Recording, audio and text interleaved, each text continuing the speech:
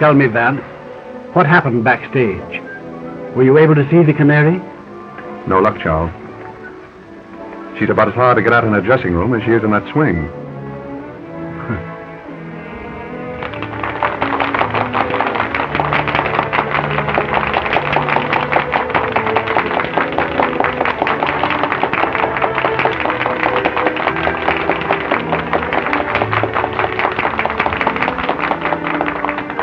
If you want an idea of what I ran into back there, let me point out a few of her admirers.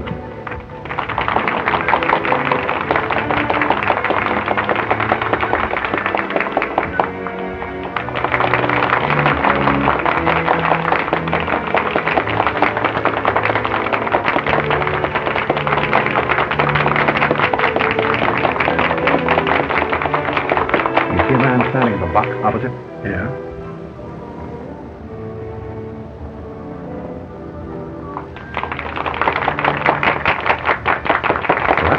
Lindquist. Oh. And he was outside her dressing room just now, along with these other two. I understand that the Canary has a clause in all three of them. Are they rich? Oh, naturally. Well, then what does she want with my son? The allowance I give Jimmy is hardly tempting. Ah, my dear Charles, our little feathered friend in the swing there has social ambitions. She wants to be Mrs. Jimmy Spottswoode. Impossible. I'd do anything in my power to prevent that, even if Jimmy still cared for her. And I still believe that she'll listen to dollars and cents. I wouldn't be too sure of that, Charles. As you know, I've more or less made a hobby of crime and criminals. That girl is no ordinary blackmailer. I'm firmly convinced that she'll stop at nothing to marry Jimmy. But Jimmy won't have her. I tell you, he has really come to his senses. Another girl? Yes. Well, you know her. Alice. Oh, yes, of course. A very nice girl, too. Yes, she is.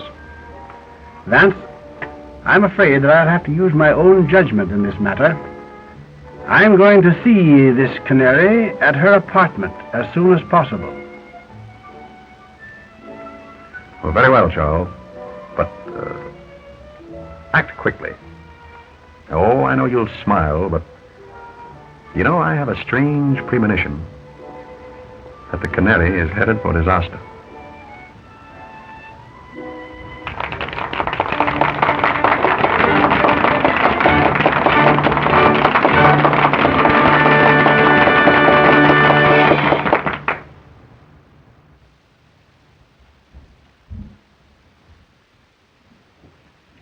Evening, Mr. Spottswoode.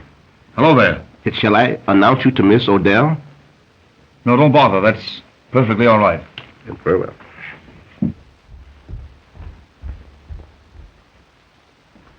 Jimmy! Alice.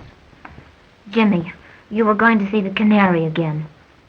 No, I wasn't, dear. In fact, I just started to put this note under her door to tell her so. Oh, Jimmy, I'm afraid of her. Oh, she's clever and cruel and unscrupulous. She'll hurt us again. I know she will. No, dear. She can't hurt us now.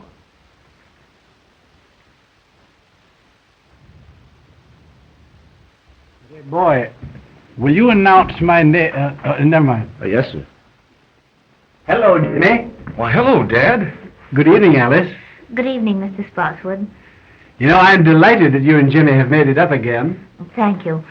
You know, I'm going to try to show you that all showgirls aren't like, well... Like the Canary, eh? Yes. Yes, I want to talk to her. Do you suppose she's home yet? I suppose so. No, Dad, you're a regular guy for helping me on this thing. You know, if the Canary ever came between Alice and me again, I don't know what I'd do. I don't know what I'd do. It's all right, Jimmy. I'll do everything I can. Shall I go along with you? No, I can handle this better alone. I'll send in my name now.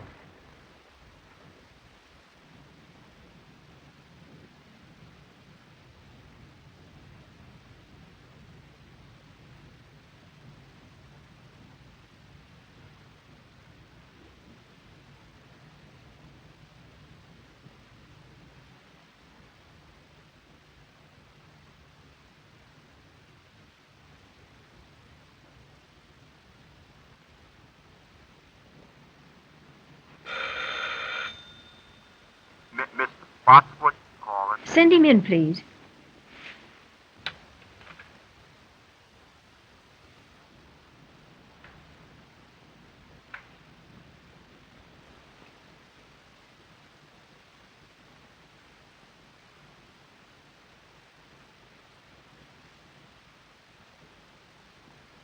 Good evening, Miss O'Dell. Good evening.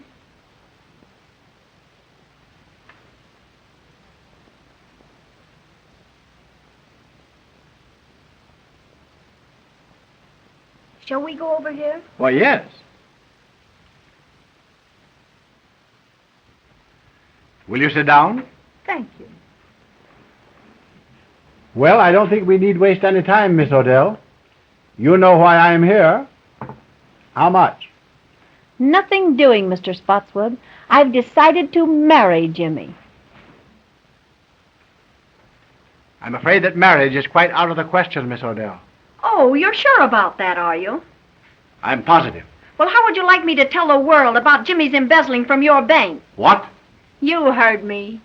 You know, Jimmy has a weakness for writing letters, and I have a weakness for using. If Jimmy did write you a letter, you'll tear it up. Now, before I leave here.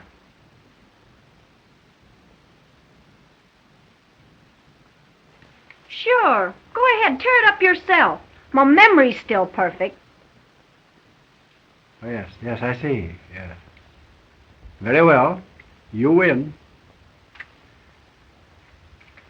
Now, what do you really want? I've told you what I want. I want to be Mrs. James Spotts, and that's that. Oh, haven't you any heart? Won't you give him up, Miss O'Dell? For the sake of his happiness, for the sake of the girl whom he really loves. Give him up. Now, what do you want me to do? Burst out crying? Listen, Mr. Spottswoode, I know all about Jimmy and Alice, and if he marries her, I'll tell every newspaper in this country that he's a dirty thief. Oh, no, you wouldn't dare do that. That's blackmail. Sure it is. Call it anything you like. But get this into your head, that that's what I'm going to do. Well, that remains to be seen. Good night.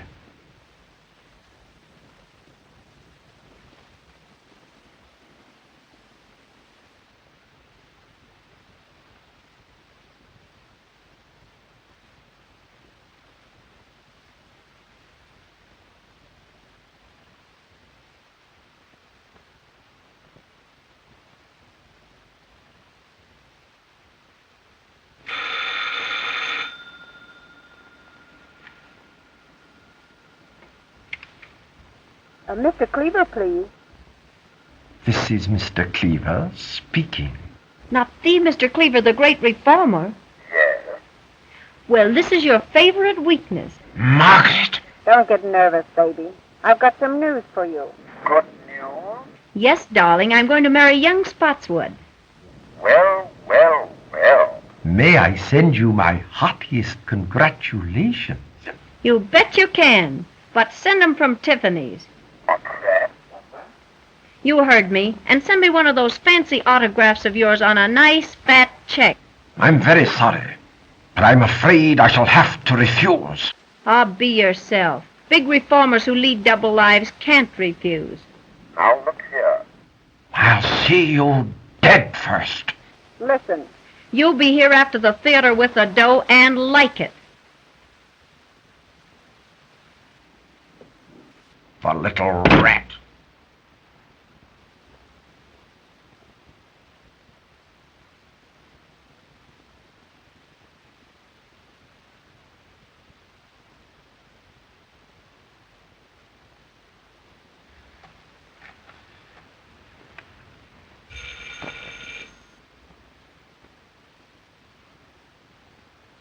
May I speak to Mr. Louis Mannix, please? Quiet, my wife. Don't get excited. I just thought you'd like to know I've sold the body down the river. I'm going to marry young Spottswoode. Splendid. Yes, darling. And I've decided that you're the best man. Best man? Yeah, the best man I know of to kick in with a nice, handsome present in cash. Now, see here, you know I can't afford. What do you mean is, you can't afford to let the ball and chain know what a big-hearted Santa Claus you've been.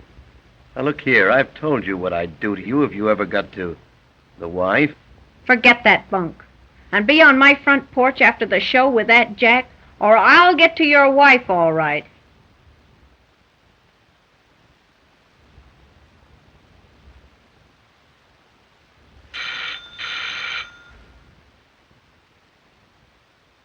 That's Dr. Lindquist speaking. Oh, yes, Dr. Lindquist. How would you like to do me a little favor? Why, certainly, Margaret. I'd do anything for you, you know. How would you like to go jump in the lake? Oh, Margaret, don't joke with me. I'm not in a mood for it. Ah, get wise to yourself. I'm through with you. You give me the willies.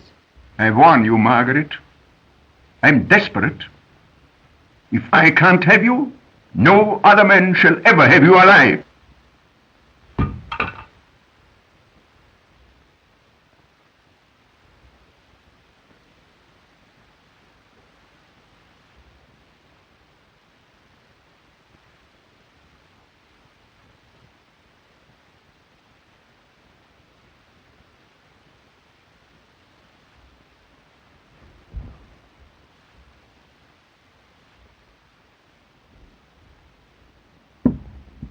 Tony, In person, baby.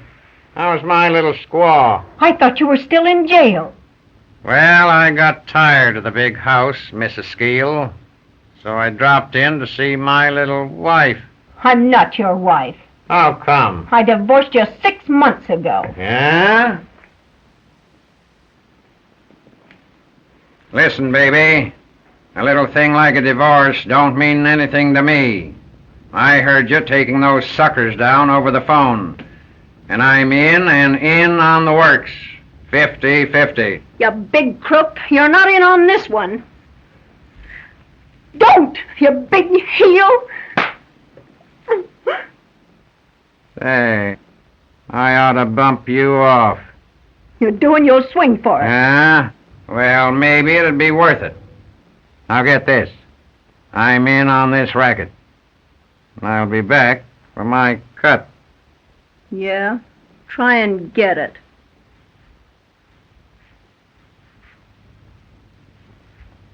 Say, baby, don't bother changing the box on this door. The lock I can't pick is still in Yale.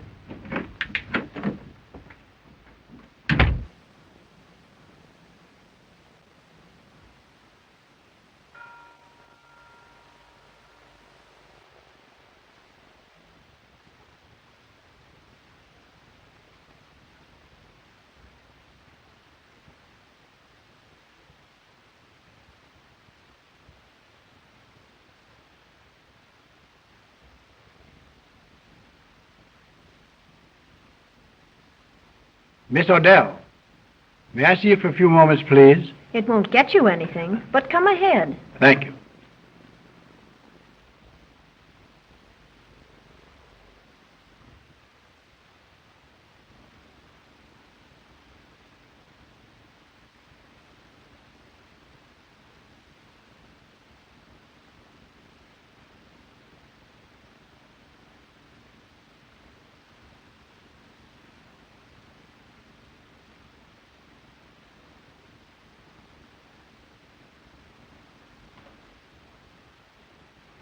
I have something to say to you, Miss O'Dell, which I believe will make you change your mind about Jimmy.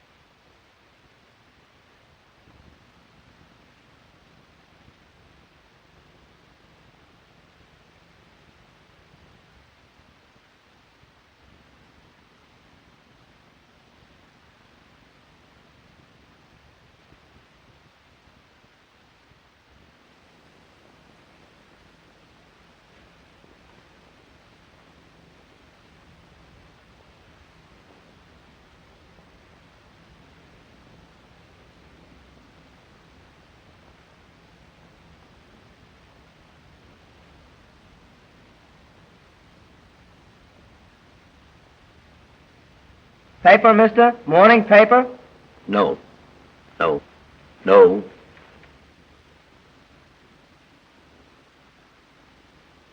Thanks, mister.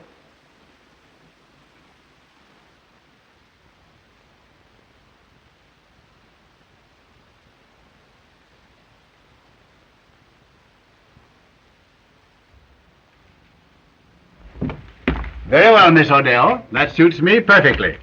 Take it over tonight, and I'll come for your answer in the morning. Good night.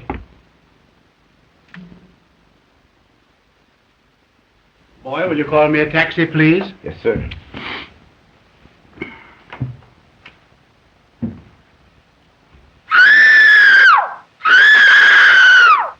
Well, what's that? Miss O'Dell!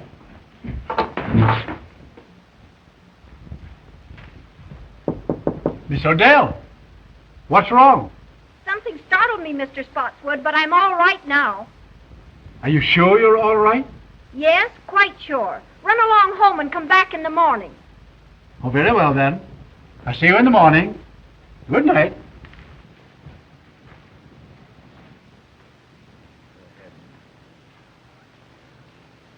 Stuyvesant Club. Yes, sir.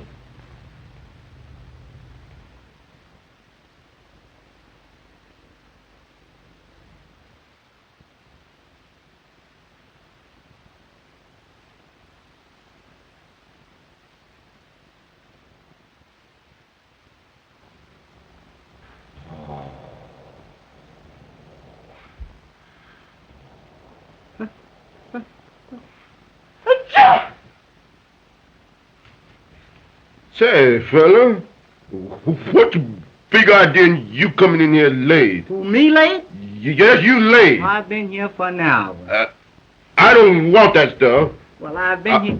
I beg your pardon. Mr. Spottswoode, calling on Miss O'Dell by appointment.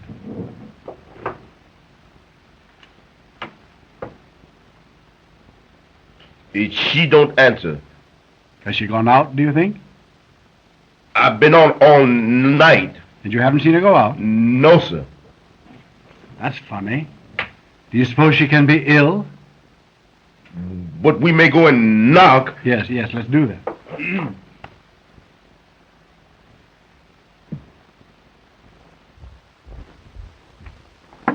Miss O'Dell. Miss O'Dell, are you ill? No. What's the matter?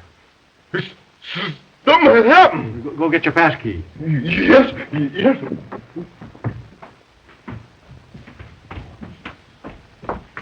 Say, fella, he's running to get a cop. And say, he gets get a big one, too.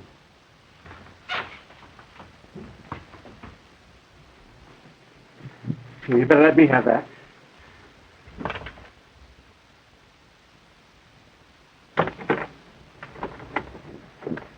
What's the matter here? Something's happening there, officer. Better take that key and go in.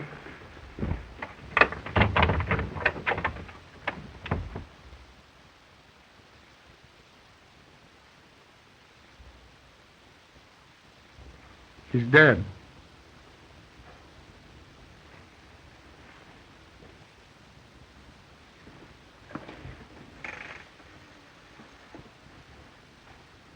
Police headquarters, please.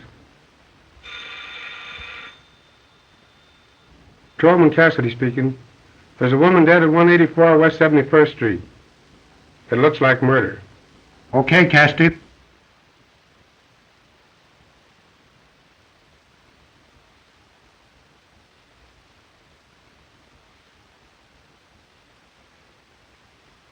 She's been dead since midnight, Sergeant. Strangled to death. That long, eh? Sergeant, the district attorney just pulled up and he's coming right in. That's great. He's got that Mr. Philo Vance with him. Well, that'll be just dandy. Sherlock Holmes on the job again, huh? Heads up, boy. Good morning, Sergeant. Good morning, Mr. Markham. Well, hello, Mr. Vance. How are you, Sergeant? Fine. Haven't seen you since the Green murder case. Quite right. Oh, good morning, Mr. Spottswoode. Good morning, Mr. Markham. Well, Sergeant, what does it look like? Well, Chief, it's just another clear case of robbery. All I can make out of it. Nasty business, Charles, huh? Oh, terrible.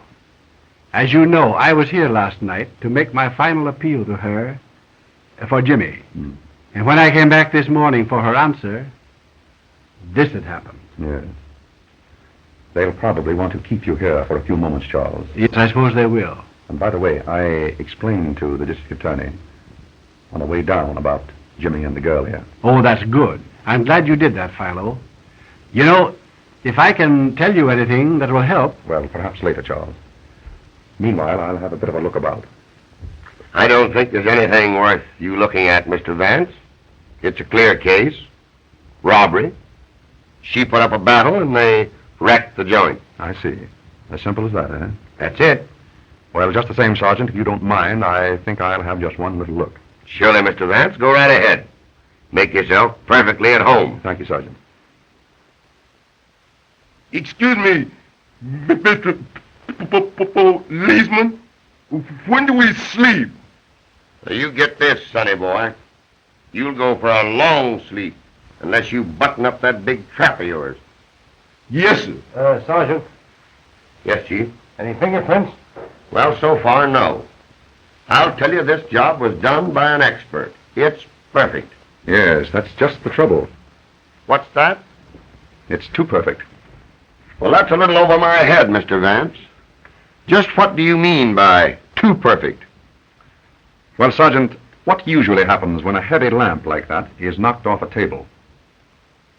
Well, I don't know, but I'll bite. What does happen? It usually smashes, doesn't it? It might. Well, look at that one. Well, what about it? It was simply that lamp was placed there to give the effect of a struggle. Maybe. Let me see, Sergeant. It does look a little obvious, doesn't it, Vance? I should say so. Hey, boy. What happened here last night after you heard Miss O'Dell scream and you and Mr. Spottswoode ran down the hall to her door? Well, she said she was all right. And I called Mr. Spottswoode a taxicab. And you got away with it? Yes, sir. That's right. What time was this? It's on the call sheet there I gave you. About... Never mind. I can read it. 12:10.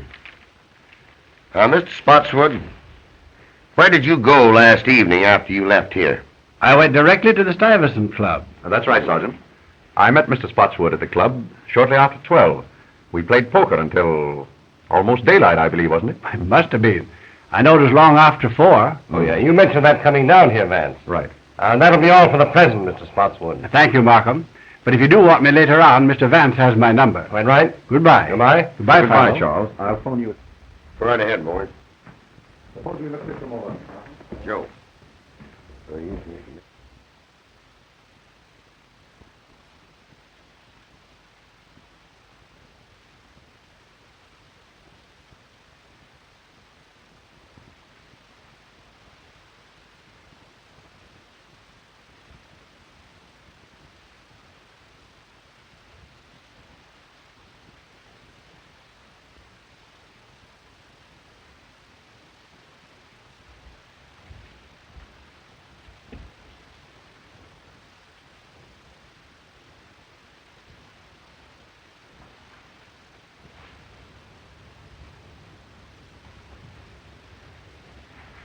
Oh, Sergeant, would you step over here for a moment, please? All right, Mr. Vance. What is it now? Do you observe anything peculiar here? Why, surely. The key is on the inside.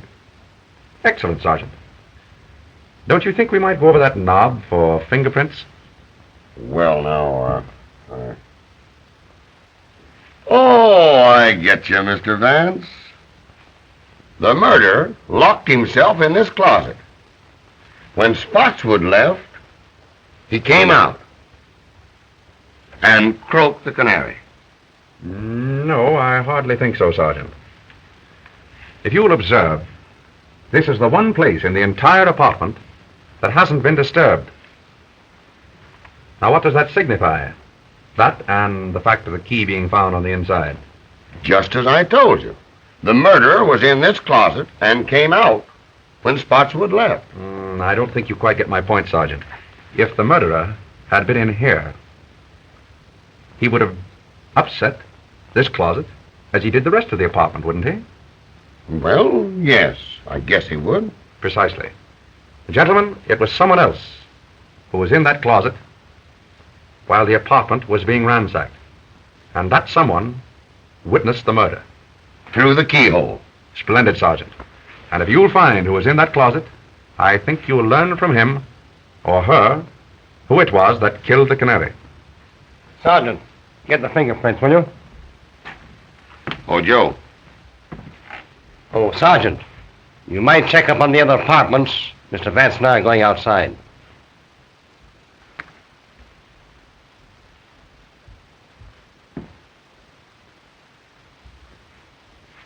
You, come here. Yes, sir. Who lives in that apartment there?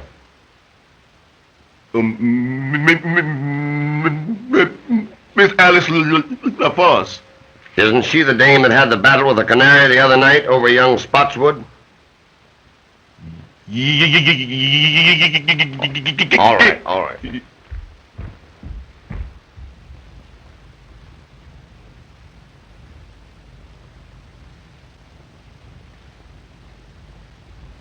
Impossible to get in here. I'd say so.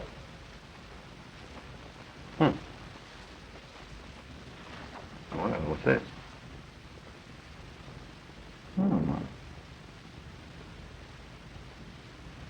That's odd. May prove very interesting. What do you think? I see, Miss LaFosse. I see. But you and the canary had a fight over young Spottswoode, didn't you? Why, yes. We did have a fight. You see, she took Jimmy away from me and got him into trouble. But that's all over now. Jimmy and I made it up just day before yesterday. You didn't see young Spottswoode last night, did you? Why, yes. He brought me home from the theater. Uh-huh. So he was hanging around here last night, was he? Yes, but he was with me until after 1 o'clock. Now, wait a minute, lady. Wait a minute. You save your alibis till we get you down to headquarters. Go slip on your things. Why, look, you don't think that... Put 'em on. Oh, Mr. Vance, I'm frightened. Well, now, don't you be worried, Alice. Just you do as the sergeant says. All right.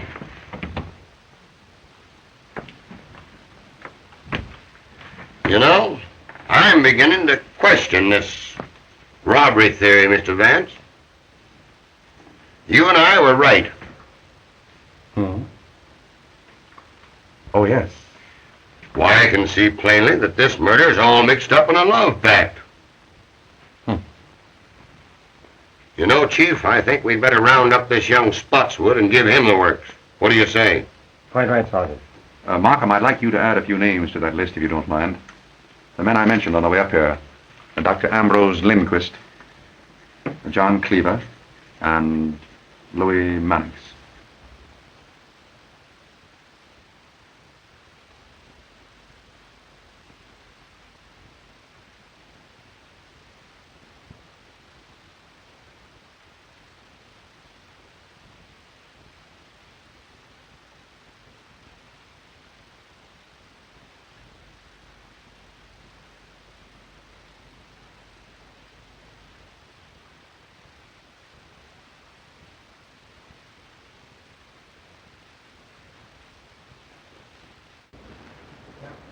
Well, young man, what do you know about what happened at the Canary's apartment last night? Nothing. But look here, sir. That has nothing to do with Alice. Miss LaFosse. The papers say the Canary was murdered before midnight. And I tell you, we were together the whole time. It isn't fair to hold her. You haven't the right. Now, Jimmy, don't get worked up. Everything's going to be all right. Why not interview the others first, Markham? Very well. Gordon, take Mr. Spottswoode out in the other room and hold him there. I'll talk to you a little later, young man.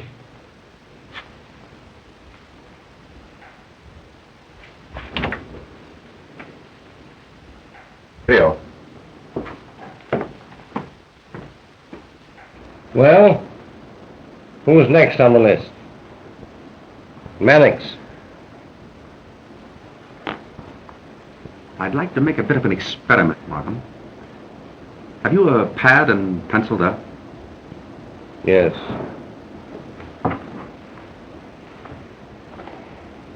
There you are. You have that newspaper handy? Yes, right here. All ready? All right.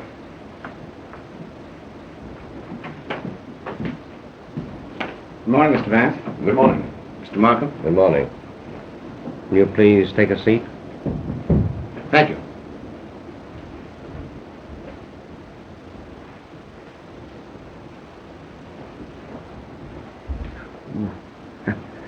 Sorry. Mr. Mannix, there are a few questions I'd like to ask you. Questions? What about? I don't know anything about this. It was a great shock to me. What was a great shock to you? Right. I thought perhaps you were going to ask me about the canary. Exactly. You read my thoughts, Mr. Mannix. Did you ever see that necklace before? Why, yes. Fact is, I gave that to Canary. Little token of esteem. Nice girl, the Canary. I'd met her once or twice. Casual acquaintance. Rather an expensive gift to give to a casual acquaintance, isn't it? Do you know that the Canary was strangled with that necklace?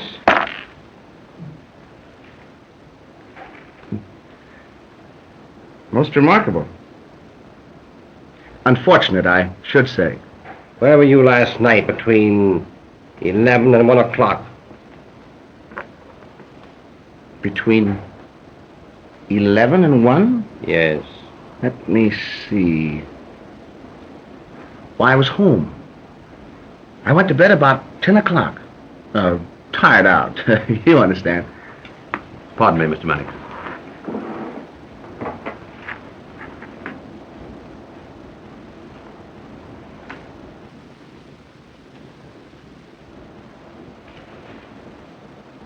Any comment to make, Mr. Mannix?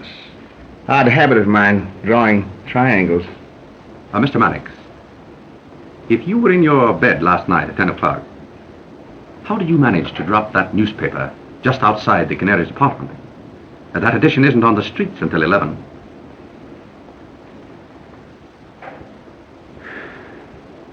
Well, you've caught me. I'll tell the truth. It's always best to tell the truth, especially when there's no reason to lie. It was like this. The Canary called my home at dinner time last night. Most embarrassing. Mrs. Mannix was with me. I had omitted to tell my wife about the Canary. She wouldn't have understood. The Canary told me that she was going to be married and wanted to see me. Said that I should come to her apartment at 11 o'clock. Well, I couldn't argue over the phone. The missus was listening. So I said, all right. So at 11 o'clock, I went to the Canary's apartment. I entered the hall by a side door and went directly to her apartment. I was about to enter when I heard voices inside. I listened. There was a man in there, and he was arguing. Of course. Well, that was no place for me. So I returned home without seeing the Canary or entering her apartment.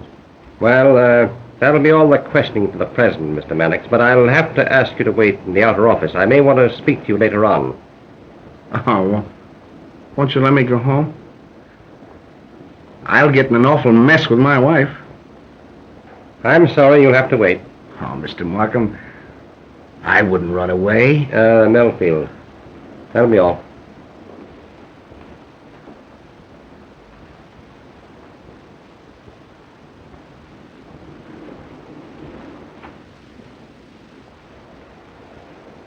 Mr. Markham, You gotta help me square this with my wife.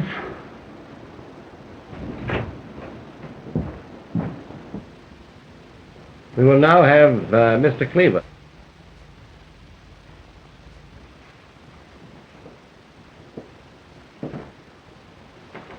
Good morning, Mr. Cleaver. Good morning, Mr. Markham. Can I do anything for you? Will you please have a seat? You mind if I smoke a cigar? Oh, please do.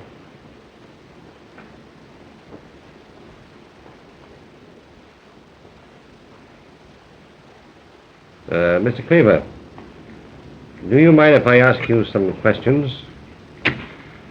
Why, of course, if I can be of any help.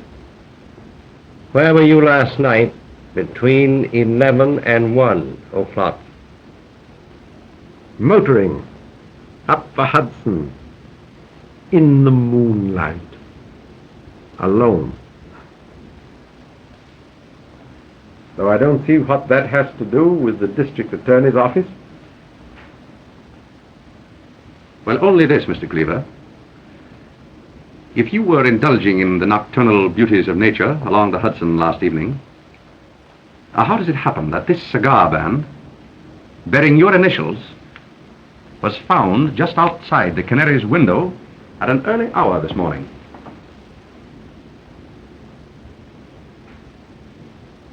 Well, if I was passing the Canary's apartment, you can't twist that into a crime. Oh, then you did pass her apartment. Why, yes, I've nothing to hide. It was about dinner time last night. The Canary phoned to me. Oh, of course, my acquaintance with her was wholly in my line as social reformer. I'd hoped that she was going to leave her immoral life and marry and settle down and be a good woman. And you kept the appointment? Yes. Yes and no. I was a little late. I arrived at her apartment about a 11:45 or thereabouts. I waited for a minute outside her window to light a cigar. Then I glanced down to the side entrance to the building. And who should I chance to see but Dr. Lindquist? He was behaving in a very peculiar manner. Seemed to me very queer, very mysterious. I didn't like it, so I made up my mind not to see the Canary again. And I turned, walked back home. Now that's all I can tell you. I'm a busy man, and I hope you'll excuse me. I'm very sorry, Mr. Cleaver, but I'll have to ask you to wait in the outer office. I might want to question you again.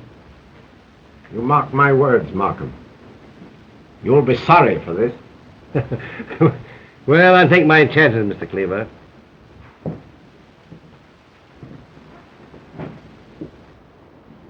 Charming fellow, Cleaver.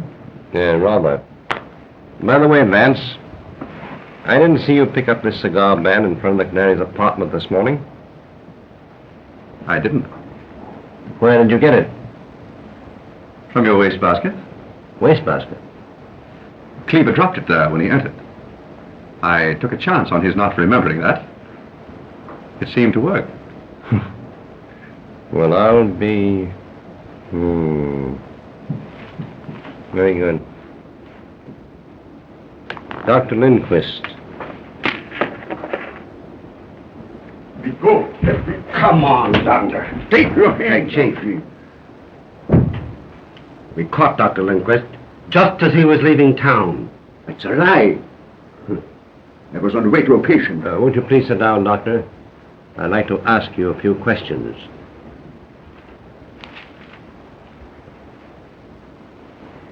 Doctor, where were you last night between 11 and 1 o'clock? None of your business. It is some of my business. You were seen coming out of the Canary's apartment at midnight. Not so fast, Doctor. Calm yourself, Doctor.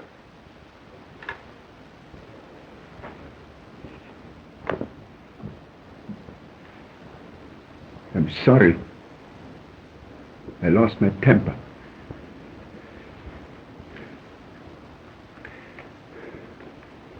I'm under a terrible strain. I loved the Canary dearly, and I'm terribly upset. Do you know that the Canary was strangled with that necklace?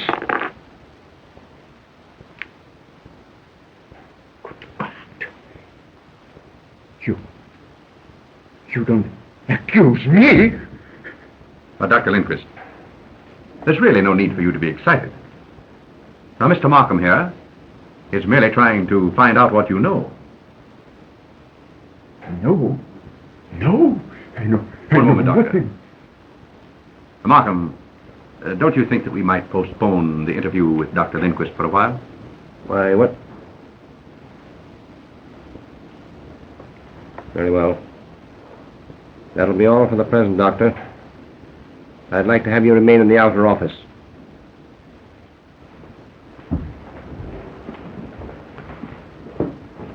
Come on, Doctor.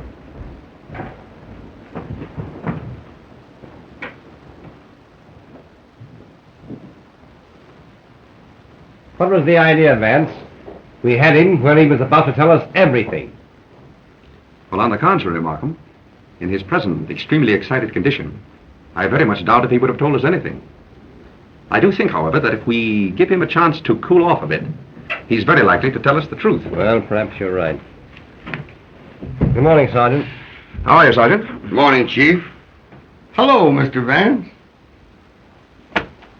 Take a slant at those.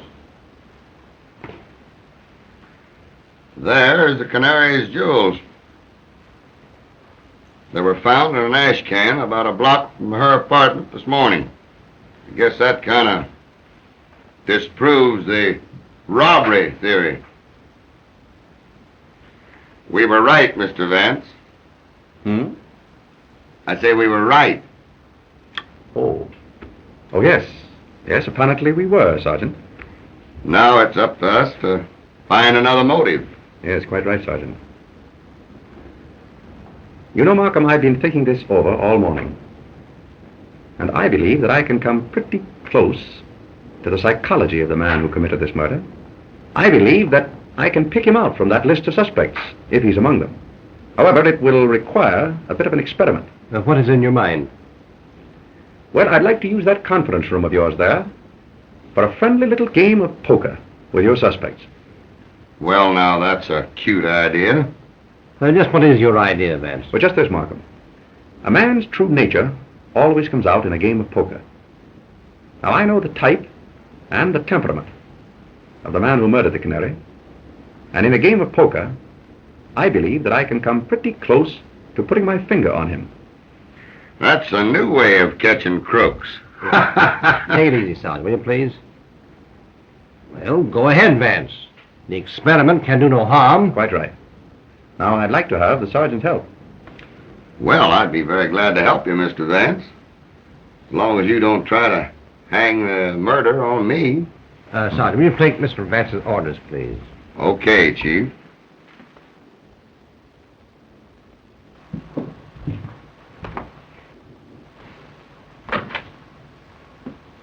Will you get me a deck of cards and have some poker chips handy just outside there? That's easy. Then bring in the suspects and impress upon them that they may be detained here for quite a while, possibly 2 or even 3 hours. Well, that's okay, Mr. Vance, but how are you going to get these suspects into this poker game without it appearing phony to them? Well, Sergeant, I rather think that the power of suggestion will take care of that. Oh, power of suggestion. Exactly. Now, Sergeant, look in from time to time. And when I pull my handkerchief from my pocket, so, break up the game by telling them that they are all free to go home. Understand? I get you. But when you release them, I'll have my boys tail them. Very good, Sergeant. And Mr. Vance, here's to the power of suggestion.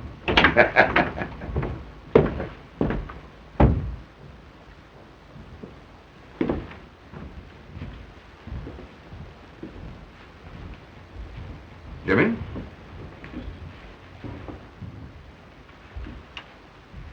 Now, gentlemen, you're liable to be here for 2 or 3 hours.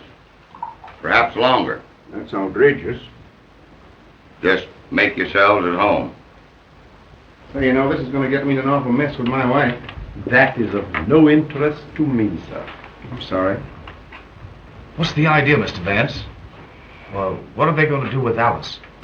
Now, Jimmy, don't you worry. Nothing's going to happen to Alice. Say, Mr. Vance, you know, this is going to get me in an awful mess with my wife. My wife's a wonderful woman and all that, but sometimes she just doesn't understand me. The last time I was a little indiscreet, it cost me a fur coat. I hate to think what this is going to cost. So don't you think if you put... Oh, I beg your pardon, I'm sorry. Mr. Vance, you haven't got an extra pack of cards, have you? Oh, I'm sorry, Mr. Mannix, but you're welcome to these. Oh, no. Thanks, just the same. I wish we could play a little cards. Say, that's a good idea. How about poker? I'm agreeable. What about the others? Dr. Lindquist? Oh, anything to pass the time. Mr. Cleaver? Well, as a rule, it's against my principles, but I suppose on an occasion like this one can relax a little. Just draw up chairs, gentlemen. Thank you. Sergeant, how about some poker chips? Surely.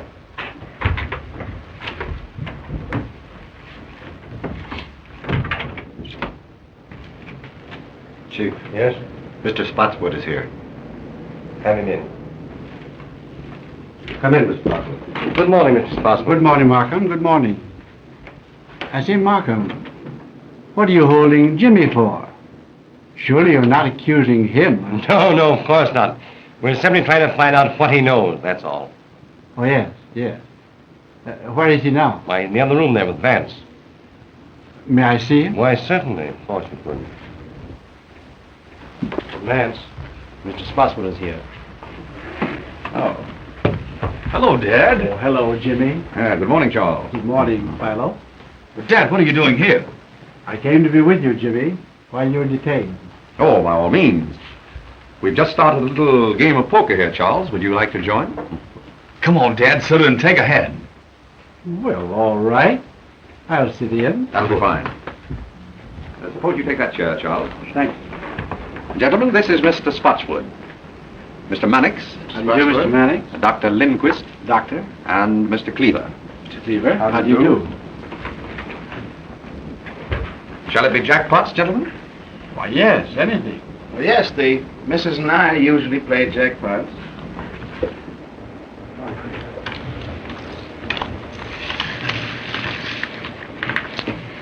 Cards? 3, Mr. Vance, please. Thank you. Cleaver? 2, please. So it's between you and me, Mr. Cleaver? Yes.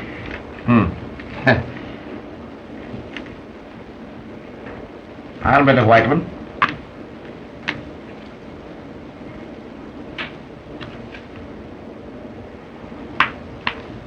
Oh, so you're calling me? Yes. Well, just openers, pair of jacks.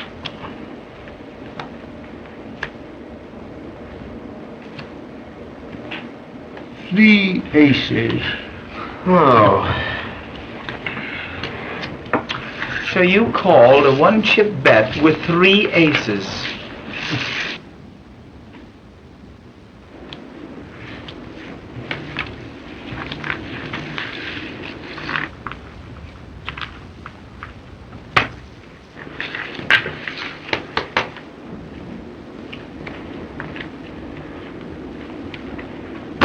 Open.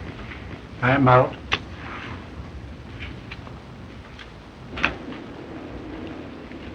Dealer passes. How many, Mr. Vance? 2 cards, please. Mr. Mannix? I think I'll play these.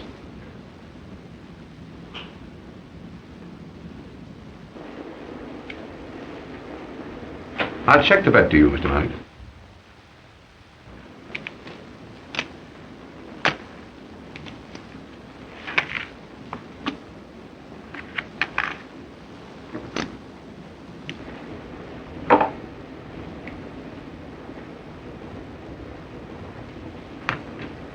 Calling.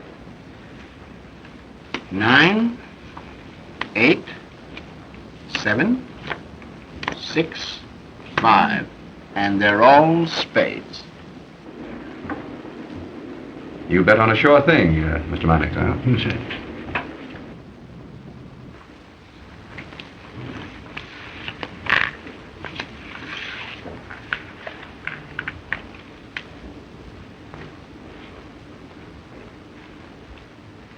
I open for 1.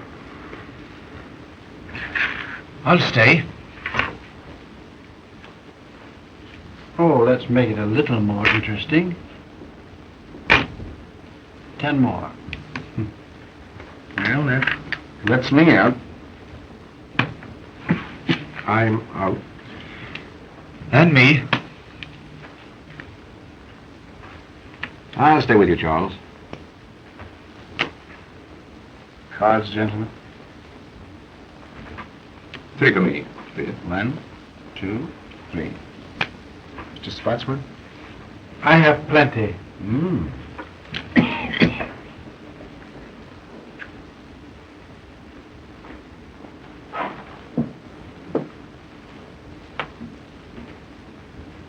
A white stack, Charles. 2 white stacks. Hey.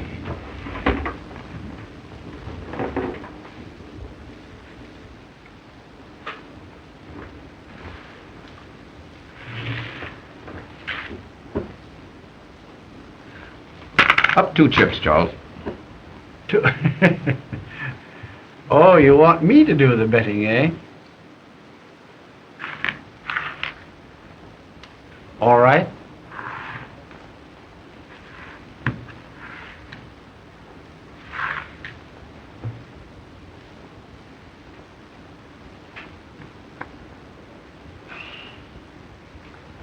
I'm afraid I'm overcome by curiosity. What have you? 2 deuces. They're good. They're what? Well, why the philanthropy, Philo? Well, I had ace high.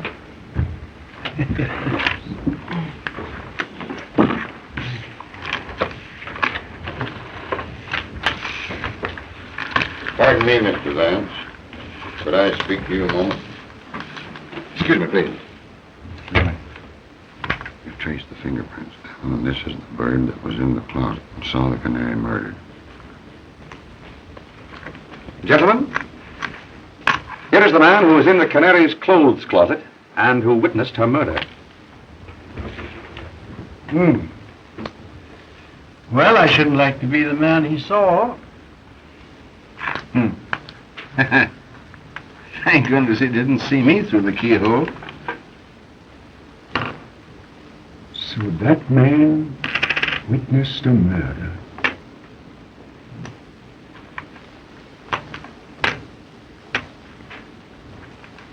Singularly unattractive countenance. Well, if he knows, why doesn't he tell who did it?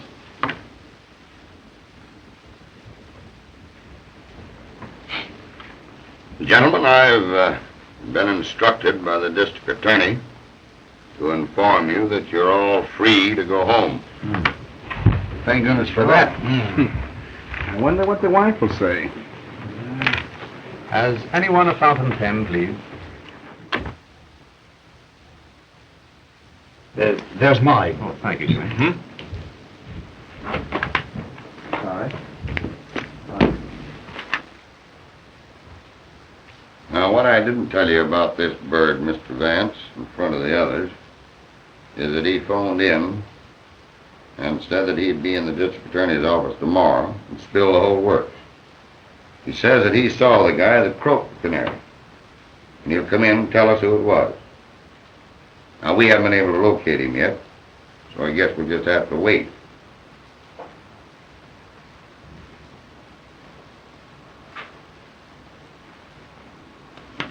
Well, Sergeant, that takes the matter out of my hands.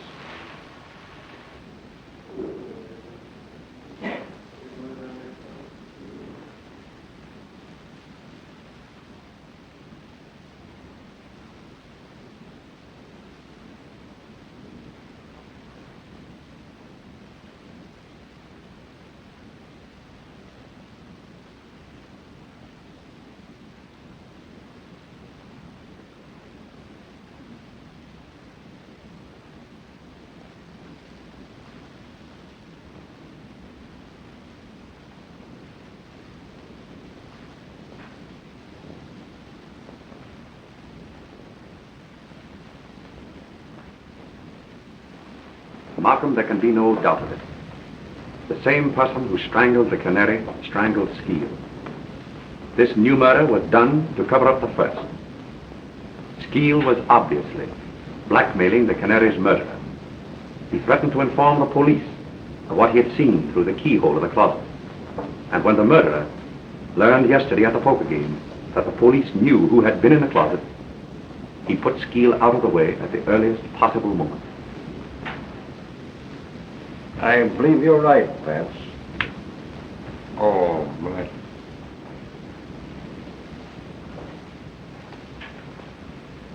Did any of the suspects get away from your men last night? We never lost sight of Lindquist, Mannix, and the girl. But young Spottswoode and Cleaver gave us the slip. That'll be all. Okay, Chief. Vance? That leaves Jimmy and Cleaver. Morning, Chief. Good morning, Heath. Boys. Hello, Mr. Vance. Good morning, Sergeant. Well, Chief, everything's okay. I've got the guilty man, and I've got him right. You've got him? I hope to tell you I have. Where is he? All right, Mac. Bring him in. Mr. Vance, Jimmy. this fool arrested me this morning at breakfast for the murder. Why, it's just like shooting fish in a tub, Chief. I've got all the dope, and I've got it down pat. Motive and everything. Now, this Dame Alice croaked the canary, jealous because she'd stolen her fellow. The kid here bumped Skeel off to shut his mouth and to protect the dame. It's a lie. That isn't all, Chief. I've got the evidence. And it's not psychology, Mr. Vance. Mr. Vance, he lies. He hasn't any evidence he couldn't have. Just a minute, Jimmy. Sergeant, what is your theory? Well, I don't go on theory. I use cold facts, Mr. Vance. Now, you wait a minute. Did you ever see that pen? Yes. It's mine. You bet your life it's yours. Take a look at that pen, Mr. Vance. Chief? Well? Now listen to this. This morning I found that pen on the floor there by the table where Skeel was murdered. And the kid here admits that it's his.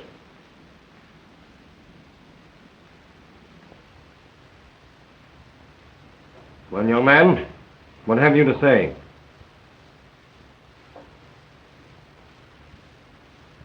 Yes, I killed them.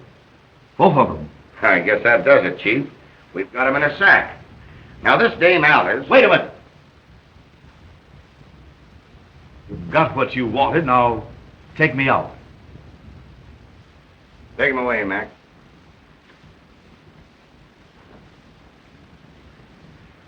Well, I'll see you later at the office, Chief. All right, Heath.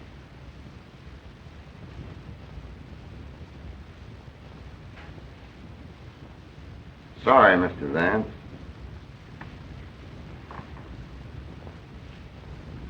Well, Vance, I guess that closed the case. No, Markham, it doesn't. What do you mean? I mean that the boy is not guilty. Well, that's nonsense. Not nonsense, Markham. Because I know who is guilty. Come now, Vance, I tell you, Markham, I know. And inside of 1 hour, you'll know too. I'm going to telephone at once to the real murderer and have him come to the Canary's apartment. And I want you to be there. But the boy has confessed everything. Markham, if you don't meet me there, you'll be the laughing stock of New York in 24 hours. Because I'll have the confession of the real murderer. Well, all right, Vance, if you want it that way. I'll be there.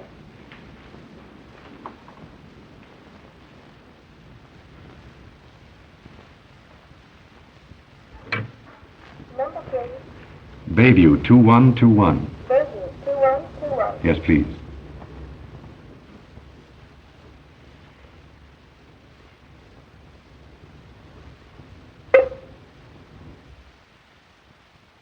This is Philo Vance. I want to speak with Miss... Oh, hello, Philo. How are you? I didn't recognize your voice. I've something of extreme importance to tell you. Jimmy has just been arrested. He has confessed to the murder of both the Canary and Skeel. Do you understand? Yes, I understand, Philo. Jimmy is not guilty. I am the man you want. How soon will you meet me at the Canary's apartment? It'll take me almost an hour to get in from the country, but I'll be there. Good.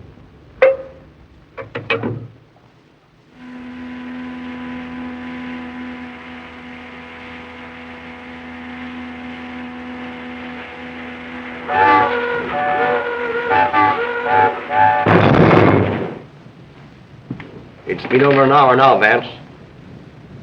Now, don't be impatient, Markham. He'll be here.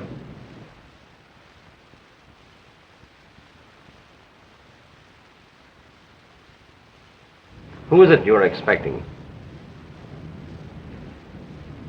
You wouldn't believe me if I told you. And I must admit that without his confession, I haven't a shred of real proof to offer you.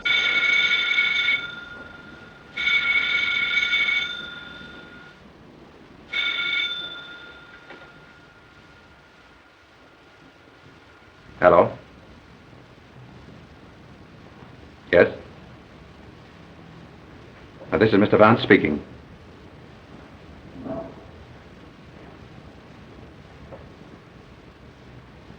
What? Yes. All right. What is it, Vance? Spottswoode has just been killed in a motor accident. Spottswoode killed?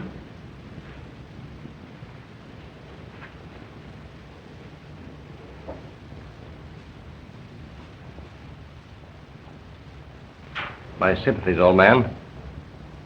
I know what great friends you were. It's worse than you realize, Markham.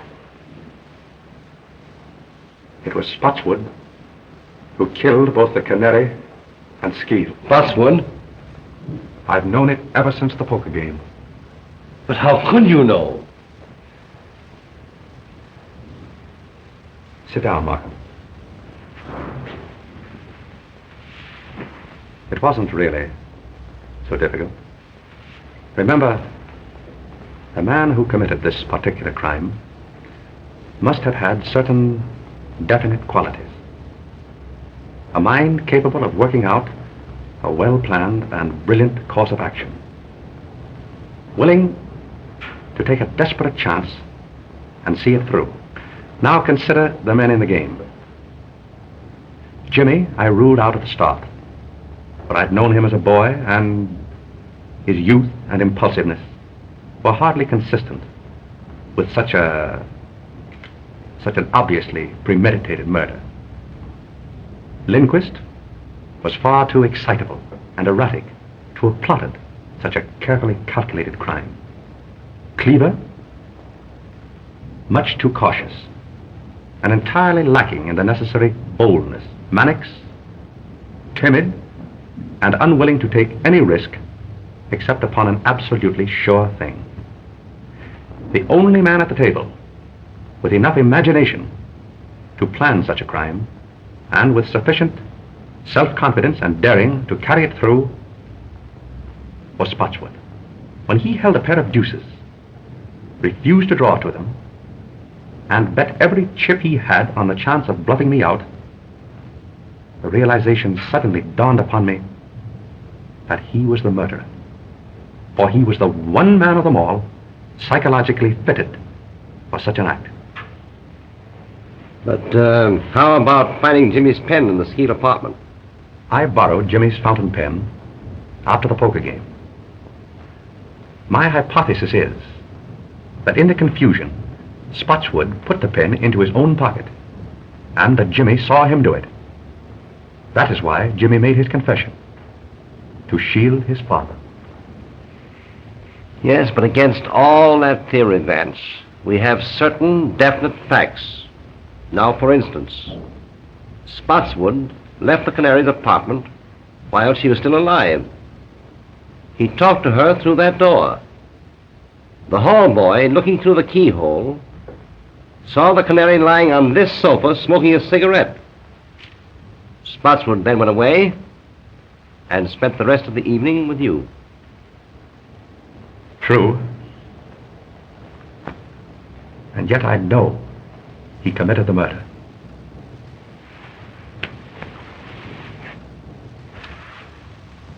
I've got to find out how he did it. I'm afraid you will, Vance, so that Jimmy can go free. Spottswoode himself was coming here to tell how it was done in order to free Jimmy. And now he's dead. I've got to solve it.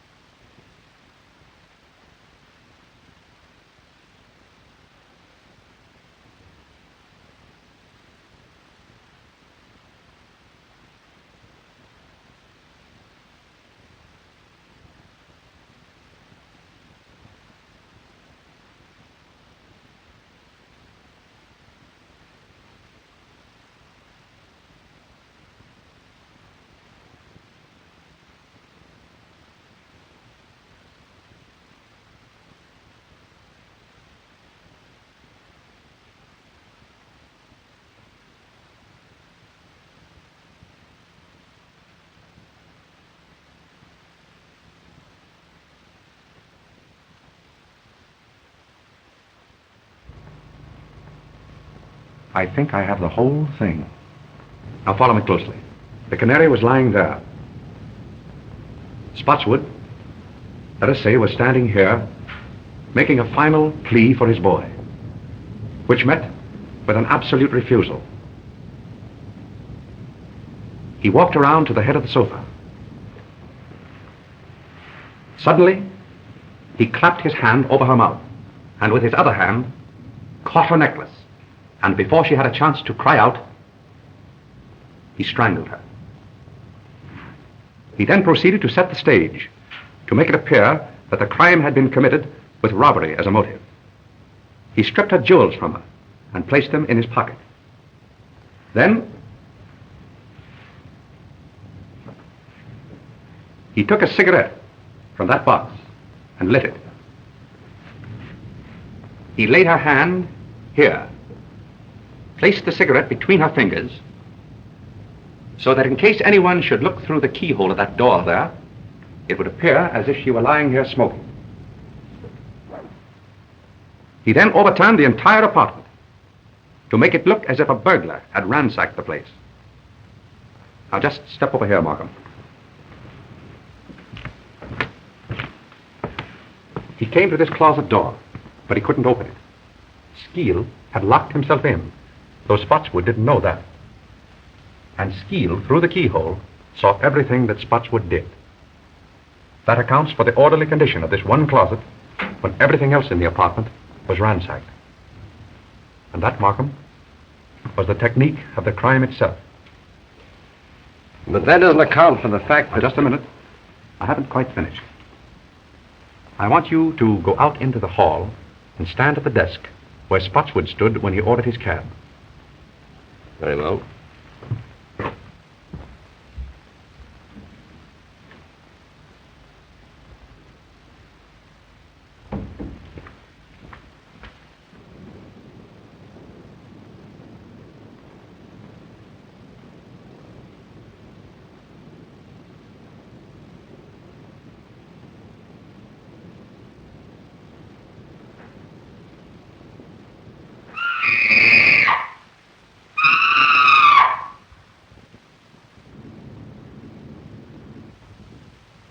Startled me, Mr. Spottswoode. But I'm all right now.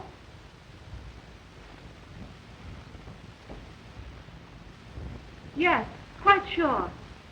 Run along home and come back in the morning. You understand now? This record was Spottswood's alibi. Undoubtedly, the reason he returned here the next morning was to get it back. But he was prevented by the arrival of the officer who entered the apartment with him. The canary was dead, and the scream issued from the apartment that night. She was dead when she apparently spoke to Spottswoode through the door. But what clue led you to the phonograph record?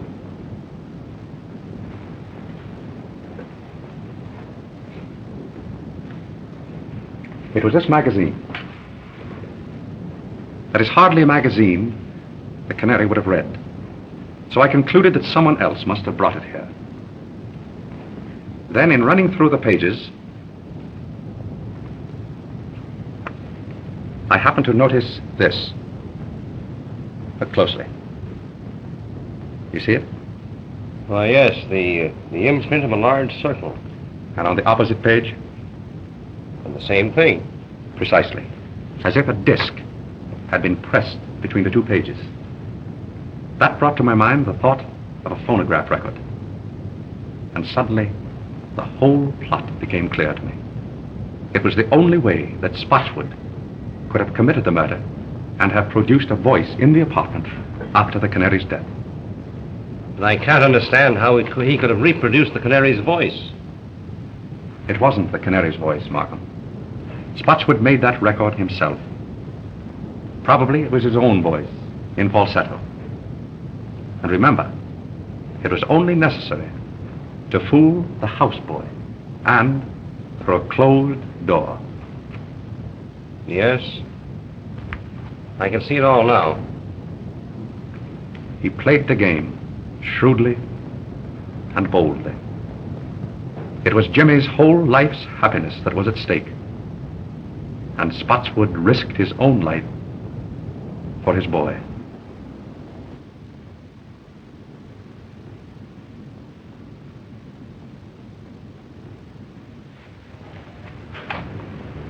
Goodbye, Mr. Vance. You'll never know how grateful we are. Goodbye, my dear.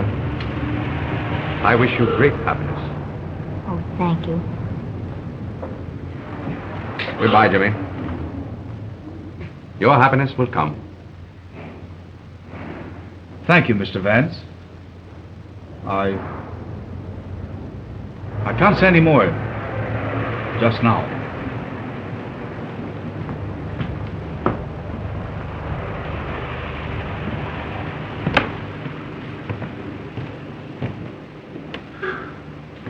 Well, Mr. Vance? Well, Sergeant. I guess we put it over again. Right you are, Sergeant. Many thanks. Well, I'll be seeing you later. Goodbye. Goodbye, Sergeant.